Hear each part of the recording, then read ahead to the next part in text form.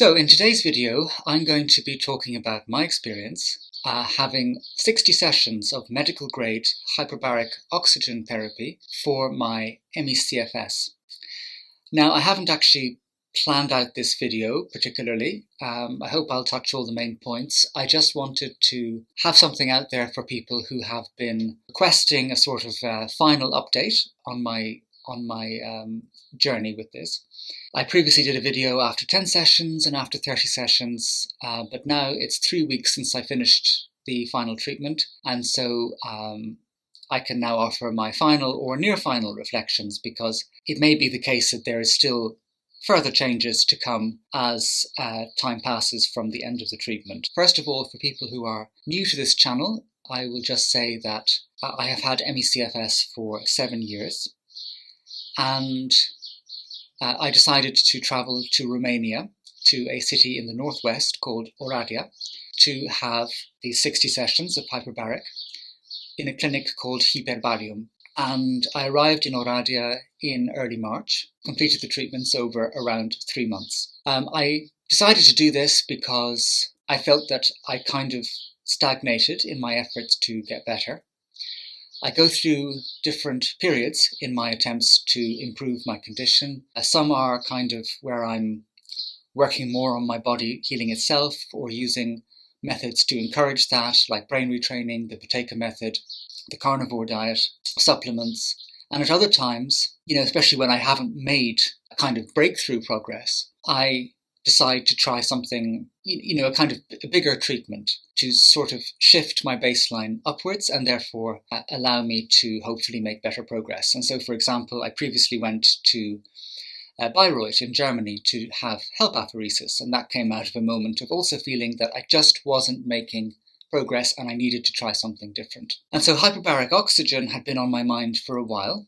I had listened to various podcasts about it, read various papers on its uses in long COVID, and what I saw in those discussions and papers was seemingly the result that people tended to have long-term improvements to their quality of life, especially if they did at least 40 sessions. And for me, particularly at this stage, kind of sustained improvements in quality of life is very much what I'm looking for. I feel that I've been kind of stuck in a situation where I'm much more functional overall, but I'm still taken down quite easily, and the crashes can be unpleasant. Or even if I'm not taken down, I'm quite crashy, as it were, and feel that I'm hungover and just not really, even though I've not had a drop to drink in 8 years, but feeling that kind of way and just not really able to give myself to life, very much still watching life pass me by. So I want to try to find ways to bring my baseline up.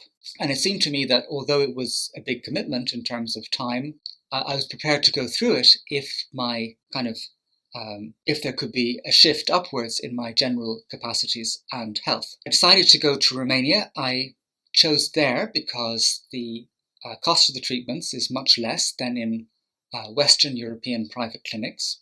Perhaps it's only 25 or 30% of the cost. And in comparison to some clinics in the US, which offer kind of medical grade treatments, it could even be said to be probably about 1/10 of the cost. So that was something that made hyperbaric accessible for me. It would not have been possible in these other clinics. So I thought, okay, this is a good opportunity.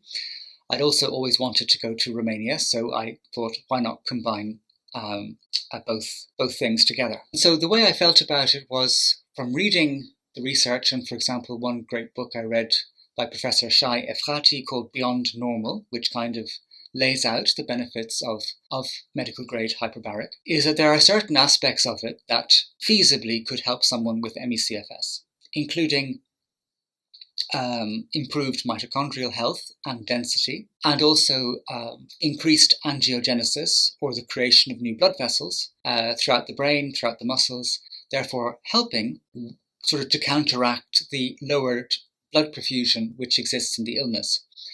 I also remember that for one of the studies done by Professor Efrati was showing that after 60 sessions, people's anaerobic threshold improved, I think, around 15% on average. And that obviously has significant implications for an illness like ME-CFS, where the anaerobic threshold is lowered.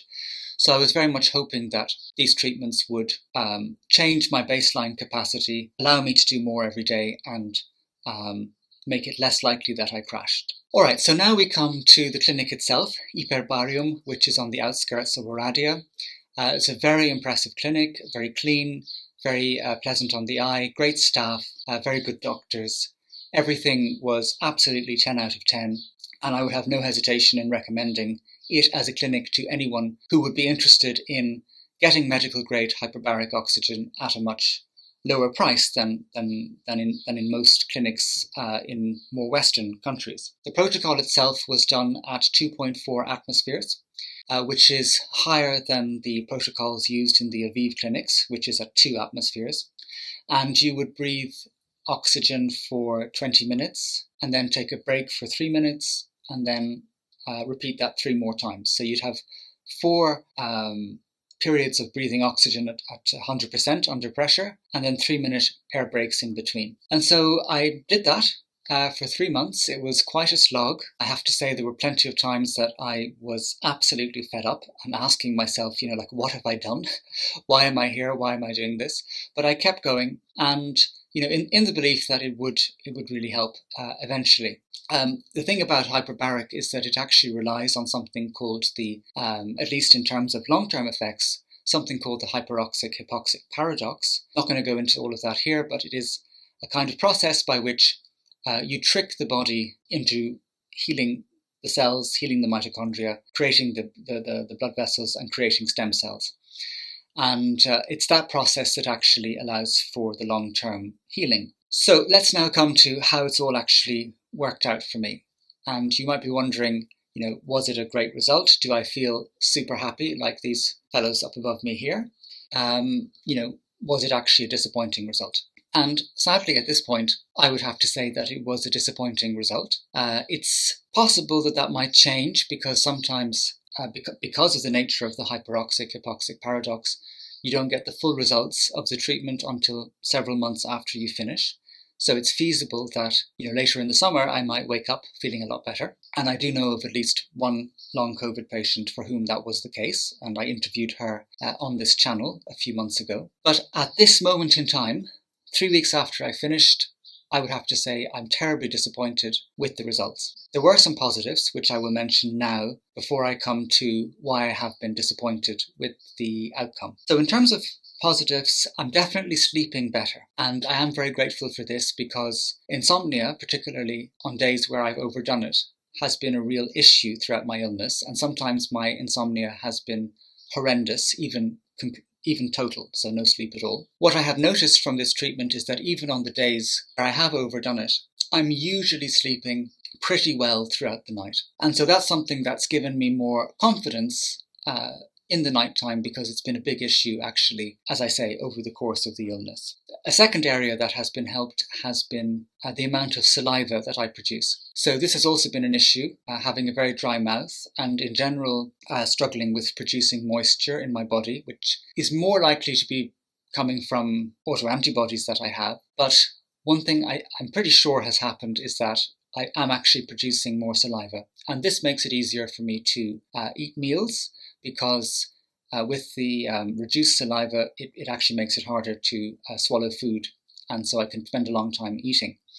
But I definitely think that has got better. And the third thing that has improved has been my lung function. Now, one thing that I never knew, and which was actually found in Oradea in the clinic through an X-ray, is that I have subtle, but nevertheless sort of pervasive fibrosis throughout my lungs. So I've no idea why I have that fibrosis. I don't smoke. I've not really had any majorly awful infections, chest infections. I wonder if there might be an autoimmune link from some of the problems in ME-CFS.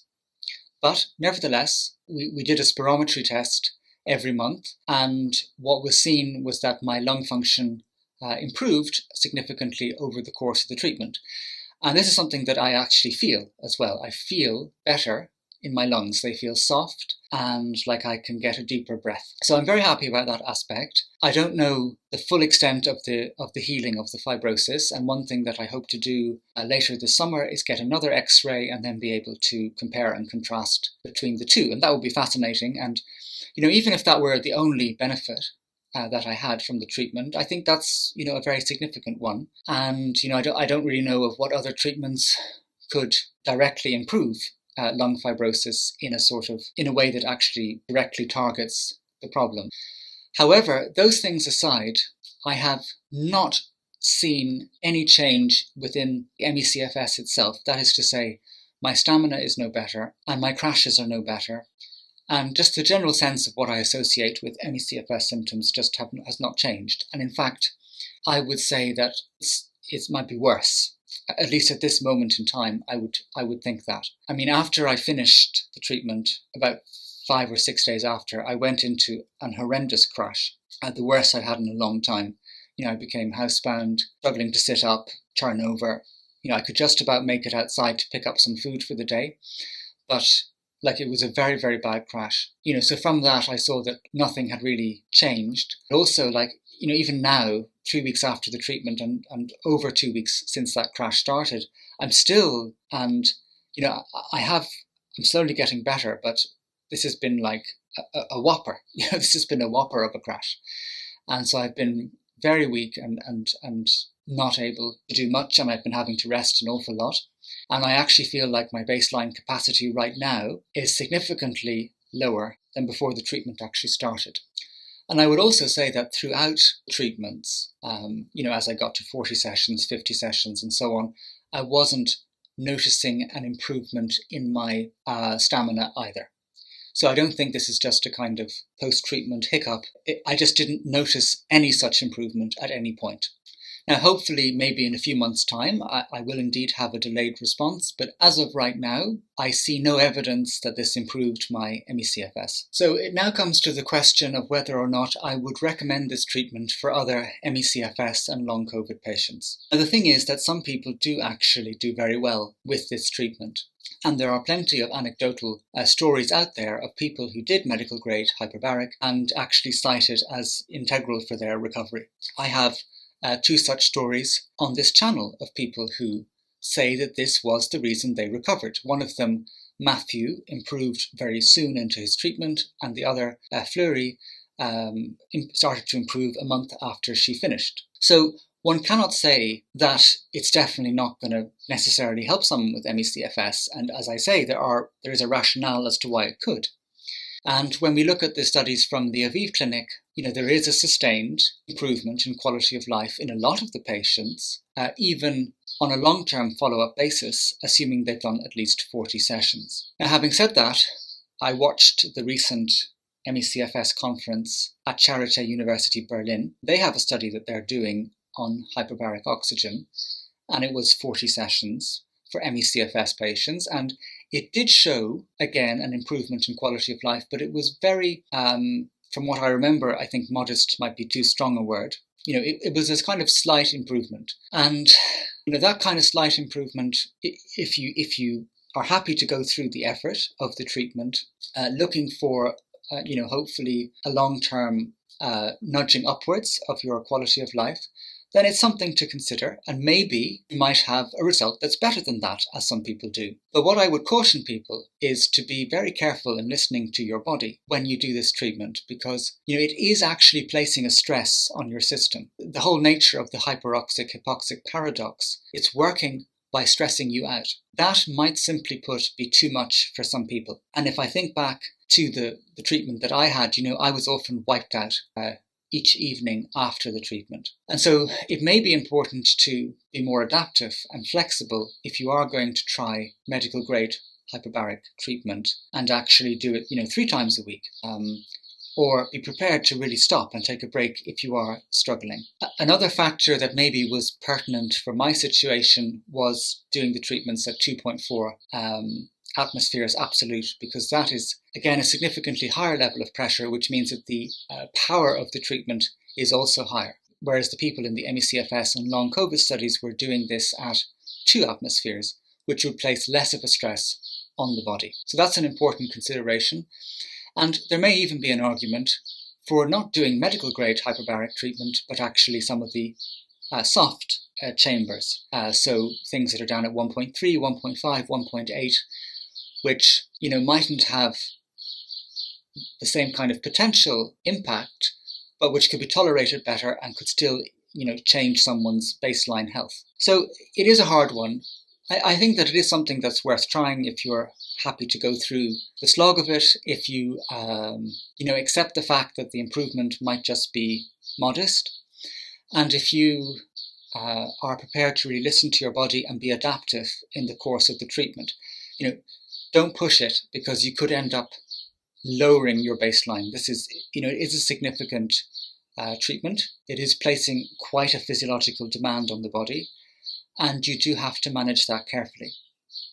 But I also think that, from a financial perspective, I would very much encourage people not to spend their life savings on hyperbaric oxygen. So if this is something that you can afford without breaking the bank, then it's worth considering. But, some of these clinics which are charging $50,000 for 3 months, like in America, that's an enormous investment, which to be very, very careful about. And what I would finally say is that, if you have a problem that's not ME-CFS, or not only ME-CFS, but an issue that is very well suited for hyperbaric oxygen, like bone necrosis or a diabetic wound that's not healing, or some kind of neurological issue, whether it's PTSD or complications from a stroke or traumatic brain injury or something like that, then it absolutely does make sense to try hyperbaric oxygen, because those are the areas that it really shines in.